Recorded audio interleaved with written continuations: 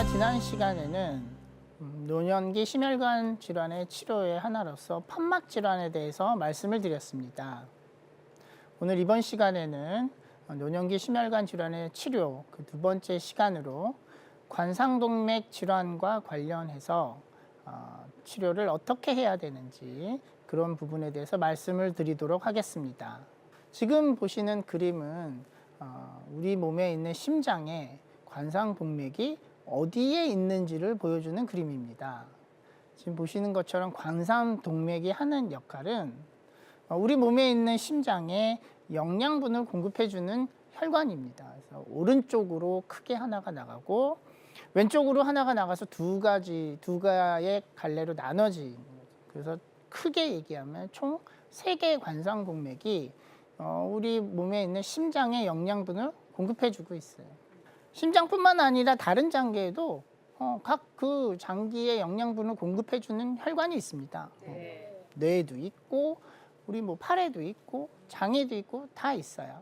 그거랑 마찬가지로 심장에도 영양분을 공급해주는 혈관이 따로 있는 거예요. 관상동맥 질환이라 하면 말 그대로 지금 보시고 계시는 관상동맥에 병이 생기는 걸 얘기를 하는 거죠.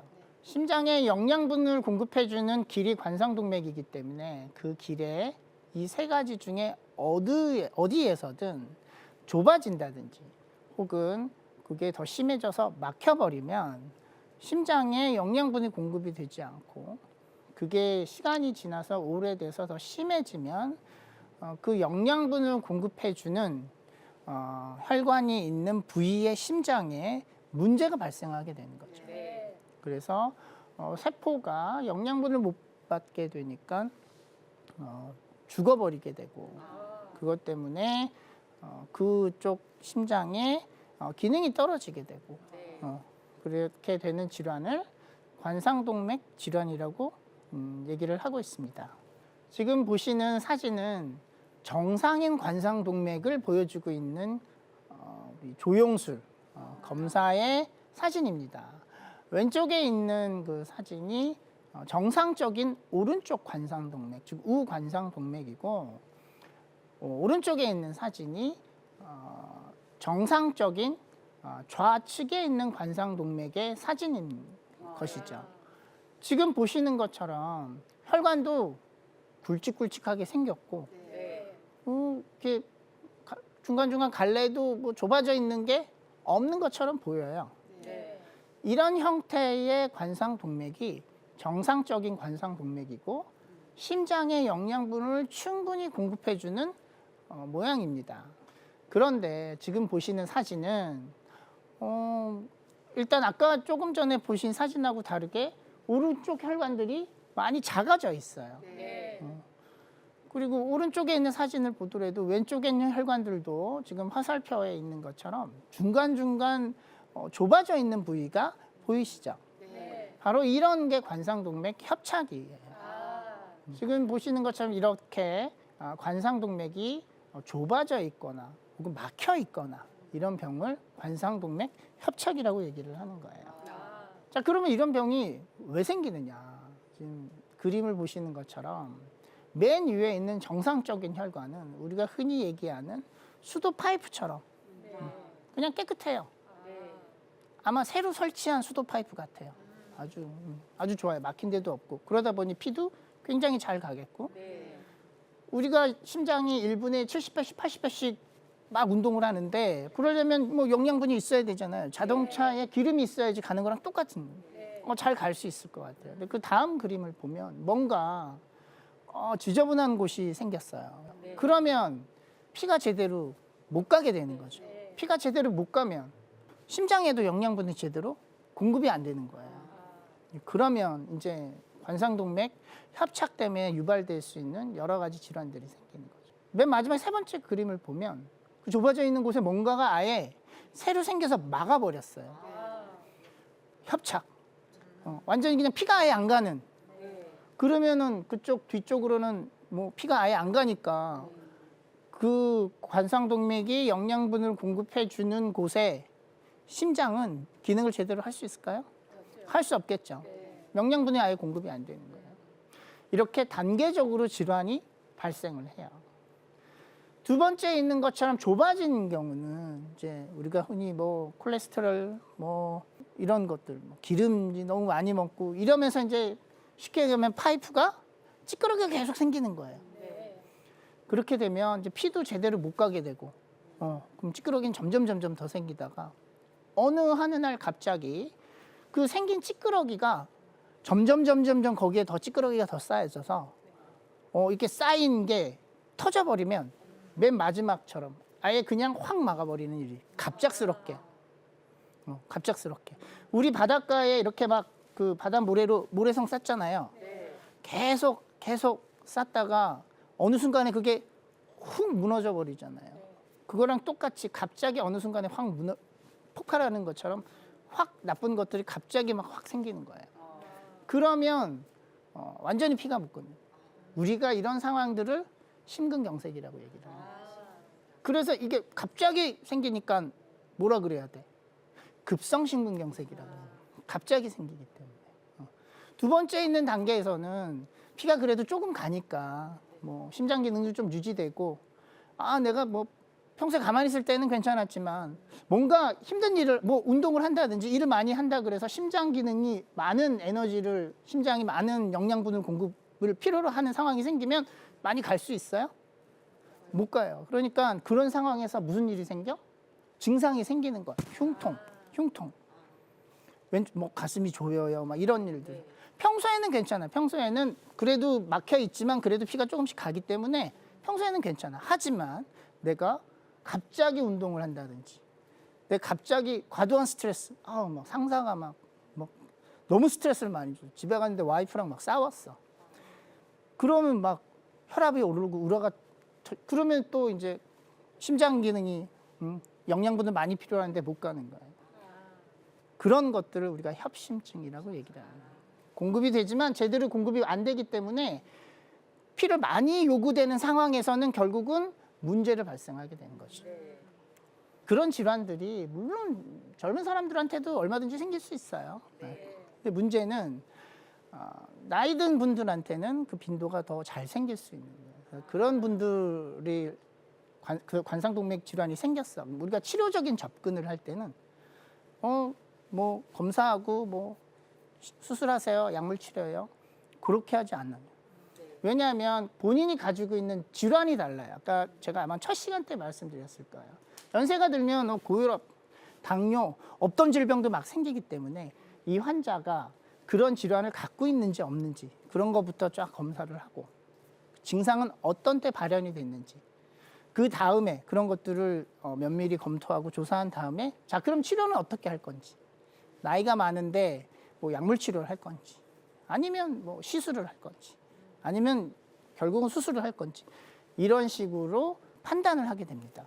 실제로 지금 보시는 게 뭐냐면 증상이 있는 관상동맥 질환의 비율을 보면 자 어때요? 뭐 60세 때는 그 비율이 뭐 한 10% 이하예요.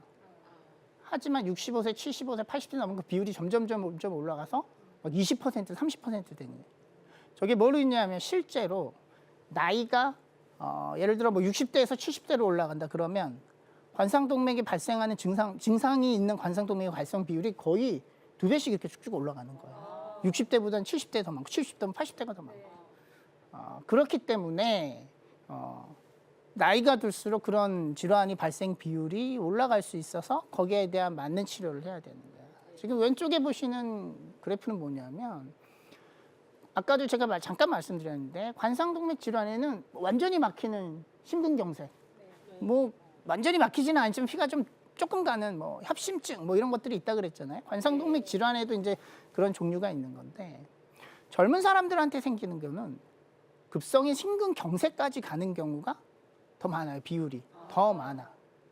하지만 노령층으로 갔을 땐 그런 비율은 적지만 협심증이나 이런 것들이 생기는 비율이 올라가는 거예요. 아마 기억나실지 모르겠네. 첫 시간에 제가 우리나라 심평원 데이터에서 고령인 환자들에서 생길 수 있는 질환의 빈도를 쫙 보여드린 그런 그 그림이 있었어요. 거기 보면 협심증이 항상 6, 7번째 60대든 70대든 80대든 항상 있어요. 항상. 그게 바로 저거랑 비슷한 거예요. 이런 분들이 당연히 증상이 생기겠죠. 어떤 증상? 우리가 흔히 얘기하는 흉통, 가슴이 아파요. 가슴이 무거운 게 조이는 것처럼 아프고 그 통증이 앞가슴만 있는 게 아니라 등을 타고 막 가요. 뭐 이렇게 표현을 하시고 옆가슴을 막 누가 막 바늘 콕콕 찌르는 것처럼 쑤셔요. 이런 식의 표현을 많이 쓰죠. 심하면 막 턱도 아프고 막 치아도 아프고 뭐 이렇게 표현하시는 분들도 있어요. 근데 이런 거는 사실은 전형적인 증상이어서 일단 뭔가 의심을 할 수 있죠. 근데 진짜 문제는 제가 아마 지난 시간에 잠깐 말씀드린 것 같은데 연세 드신 분들은 이런 전형적인 증상이 아닌 증상을 가질 수 있어요. 소화가 잘 안 돼요. 가슴이 좀 뻐근한 것 같기도 하고 뭐 아닌 것 같기도 하고 어제 뭐 운동을 해서 그런지 뭐 근육통이 생긴 것 같기도 하고 요즘은 좀 뭐 기운도 없는 것 같고 뭐 이러한 증상들로 표현을 많이 하세요. 그런 분들도 사실은 관상동맥 질환일 가능성이 있는 거예요. 특히 이런 증상들이 내가 운동을 하면 더 많이 생겨요. 근데 뭐 집에서 부인하고 싸우면 진짜 막 갑자기 막 이런 증상들이 생겨요. 너무 스트레스를 받았으면 아이가 말을 안 들으면 그러면 이런 게 더 빈번하게 생긴다? 그러면 정말 검사를 받아봐주세요. 왜냐하면 관련 있는 증상이 있었기 때문에. 급성인 심근경색은 이런 협심증의 증상보다 더 심해요. 뭐 칼로 쑤시는 것 같고 진짜 뭐 칼로 쑤심을 받아보지 않았음에도 불구하고 그런 표현을 쓰는 거예요. 정말 아픈 거죠. 그리고 그런 증상들이 뭐 1분, 2분 선에서 끝나지 않고 계속 뭐 10분 이상, 20분 이상 계속 지속되고 심지어는 병원에 와서 뭐 이런 거 증상을 경감시켜주는 약을 혀 밑으로 넣는데도 불구하고 안 없어지는 경우들이 있어요. 이런 경우는 정말 단순한 협심증이 아니고 그거보다 더 심한 질병일 수 있다는 거를 일단은 약물 치료를 해요. 우리가 관상동맥 질환이 있다고 뭐 다 수술하고 다 시술하고 그러는 거 아니에요. 제일 많은 비율이 약물로 조절되는 비율이에요. 근데 그런 정도가 지나갔어. 아까 보시는 것처럼 수도 파이프에 찌끄러기가 너무 껴가지고 피가 잘 지나가지 않아. 그거 약으로 해결해 줄 수 없어. 그러면 지금 두 번째 그림처럼 경피적으로 스텐트를 넣는다든지 그 좁아진 부위를 풍선으로 확장한다든지 그런 방법을 쓸 수 있어요. 근데 이게 그 정도 수준이 아닌 거야. 혈관이 뭐 파이프가 있으면 여기도 망가졌고 저기도 망가졌고 여기도 너무 많이 망가지고 이게 완전히 망가진 그 지저분한 게 돌덩이처럼 딱딱하게 굳어가지고 풍선을 넣어도 넓혀지지도 않고 스텐트를 넣어도 넓혀지지 않는다. 그러면 결국은 수술을 하셔야 되는 거예요. 우회하는 도로를 다 만들어줘요. 저기 오른쪽 맨 오른쪽 그림을 보면 뭔가 이렇게 혈관 하나가 두 개가 이쪽으로도 오른쪽으로도 연결돼 있고 또 이상한 혈관 하나가 또 이렇게 무슨 지렁이처럼 또 하나 연결돼 있죠. 저게 관상동맥 우회술이에요. 저거는 이런 약물이나 스텐트로 조절이 안 되는 경우에 우리 몸에 있는 혈관을 띄어다가 일일이 그걸 다 연결해줘서 우회하는 도로를 만들어주는 거예요. 수도 파이프가 막혔어. 여기가 지금 막 잘 안 지나가 물이. 그럼 이쪽으로 물을 지나가게 하려면 어떻게 해야 돼요? 물론 여기를 자르고 뭐 새 거를 만들면 좋지. 지난 시간에 말씀드린 것처럼 문을 아예 통째로 갈아버리는 막 혈관을 다 치환하면 안 돼요. 근데 안타깝게도 혈관을 통째로 치환하는 그런 방법은 없어요. 그래서 어떻게 해야 되냐면 길을 만들어주는 거예요. 지금 보시는 것처럼 막혀진 길, 그 뒤에다가 새로운 길을 만들어주는 거죠. 있는 그 망가진 혈관은 그대로 두고. 우회하는 도로를 만들어준다 그래서 관상동맥 우회술이라고 얘기를 하는 거예요.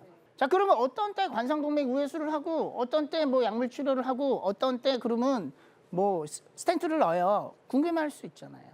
가이드라인, 즉 치료의 지침이 다 있어요. 그런 치료 지침은 내가 수술을 잘하니까 수술을 하고 뭐 우리는 뭐 스텐트 잘 넣으니까 스텐트를 넣고 뭐 약 먹어도 돼. 이런 게 아니고 전 세계에 있는 많은 의학자들이 데이터를 내서 막 논문도 많이 내고 해서 이런 경우에는 수술이 더 나아. 이런 경우에는 시술이 더 나아. 이런 경우에는 그냥 약으로 치료해도 돼. 이런 어떤 치료 지침서를 다 만들었어요. 물론 그 치료 지침서는 의료 환경 혹은 의료 수준에 따라 시간이 지나면서 바뀔 수는 있어요. 그렇지만 그런 치료 지침서들이 이제 계속 생겨나는 거죠. 그래서 수술을 어떻게 할 거냐, 시술을 어떻게 할 거냐 하는 것들은 그 많은 데이터를 가지고 우리가 만든 치료 지침을 참고를 해서 이 환자는 수술하는 게 나아, 저 환자는 시술하는 게 나아, 그런 걸 결정하는 거죠. 실제로 심장 기능이 낮은 사람, 예를 들어 우리가 심장이 펌프 역할을 하는데 병이 점점 진행이 되면 이 펌프하는 역할에 기능이 떨어지게 되겠죠. 모든 관상동맥 질환이 다 기능이 떨어지진 않아요. 아까 제가 잠깐 말씀드린 피가 뭐 좀 가면 기능은 유지되고 증상이 생기고 이런 거고, 진짜 아예 피가 못 가는 일이 오래되면, 그 피가 가야 돼서 영양분을 공급해줘야 되는데 영양분이 공급이 안 되니까 기능이 계속 떨어지는 게 돼요. 그럼 결국은 시간이 점점 지나면 심장 기능 자체가 떨어지게 되죠. 이런 사람들, 관상동맥 질환이 있는데 심장 기능이 계속 떨어져 있는 사람은 과연 어떻게 치료를 하는 게 좋냐? 검사를 해봤어요. 10년을 통틀어서 연구를 해봤어요. 약물 치료만 한 사람들, 수술과 약물 치료를 같이 한 사람들, 그거를 10년을 좀 보니까 한 3, 4년 정도까지 볼 때는 별 차이가 없어. 3, 4년만 딱 보면 약물 치료를 하나? 수술을 그 돈 들이고 그렇게 힘들게 수술을 해서 약물 수술을 하나? 별 차이가 없는 거예요. 그럼 뭐 하겠어요? 약물 치료하지. 자, 근데 3, 4년이 지났어. 뭐 5년, 6년 때부터는 차이가 나기 시작하는 거야. 생존율, 즉 오래 살고 덜 오래 살고 있는 거에 차이가 나기 시작하면서 결국은 수술한 사람이 더 오래 사는 거야. 10년 정도 지났는데 수술을 받은 사람들이 좀 더 오래 사는 거야. 우리가 이렇게 한 10년을 지켜봤더니 심장 기능이 떨어져 있는 사람들한테서는 결국은 수술을 해줘야지 이 사람들이 더 오래 사는구나. 관상동맥 질환의 치료는 환자들이 갖고 있는 동반 질환, 왜? 관상동맥이 생길 수 있는 위험 요소들이 있어요. 고혈압, 당뇨, 흡연, 비만, 고지혈증 이런 거. 그다음에 질환의 특수성, 그다음에 어느 정도 심한지, 그다음에 또 이제 연세 드신 분들은 개인의 특징이 또 있잖아요. 그런 특징을 고려해서 심장팀과 상의를 해서 수술이 현명한 방법이면 수술, 시술이 현명한 방법이면 시술, 혹은 뭐 약물 치료가 가능하면 약물 치료, 이런 식으로 상의해서 결정을 하는 게 제일 바람직스러운 방법입니다. 오늘 시간에는 노년기의 심혈관 질환의 치료 중 두 번째로 관상동맥 질환의 치료에 대해서 말씀드렸습니다. 경청해 주셔서 감사합니다.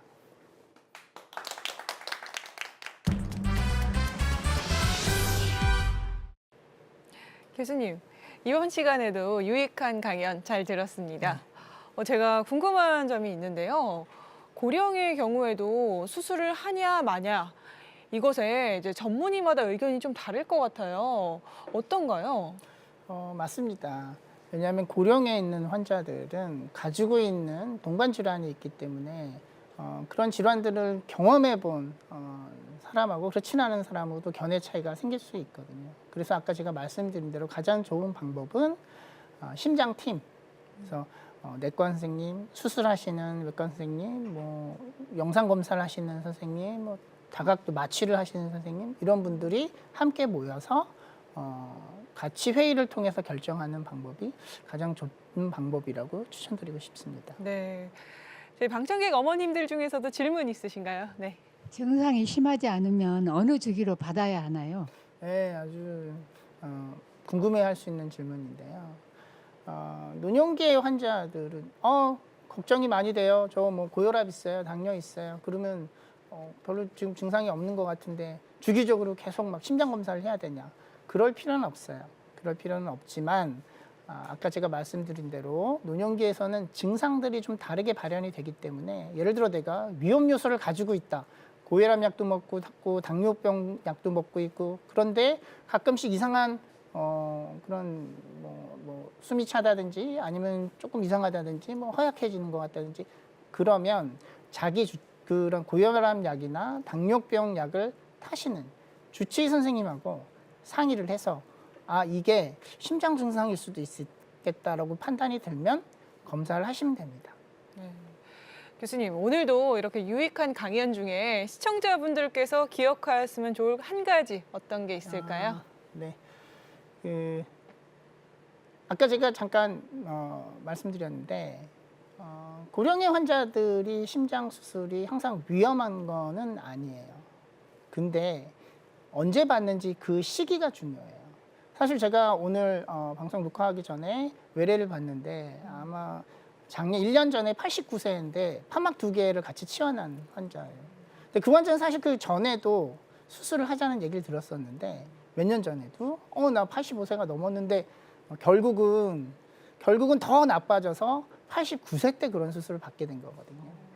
즉 고령이더라도 연령이 있고 그러라도 이런 치료가 가능한 시기 때 치료를 받으셔야지 나중에 더 나빠지고 나가지고 더 위험한 상태에서 치료를 받아야 되는 상황을 면할 수 있거든요. 그래서 연세가 있으시더라도 본인의 주치의나 의사분들하고 상의를 하셔서 이런 방식으로 치료를 하는 게 나을 것 같습니다. 그러면 가급적이면 그런 방법에 따라서 치료를 하시는 거를 꼭 강조드리고 싶습니다. 네. 벌써 다음 강연이 기다려지는데요. 다음 강연은 어떤 주제로 준비하셨나요?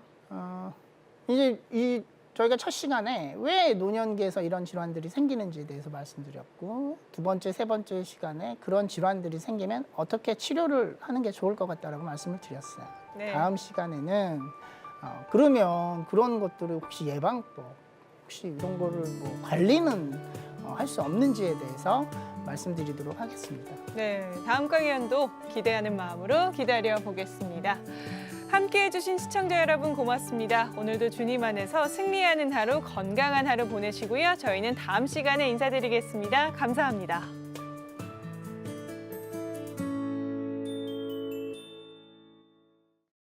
이 프로그램은 여러분의 미디어 선교 후원으로 제작되었습니다. 선교는 사명, 후원은 동역. 당신도 복음을 전할 수 있습니다. 선교 후원 02-6333-1003번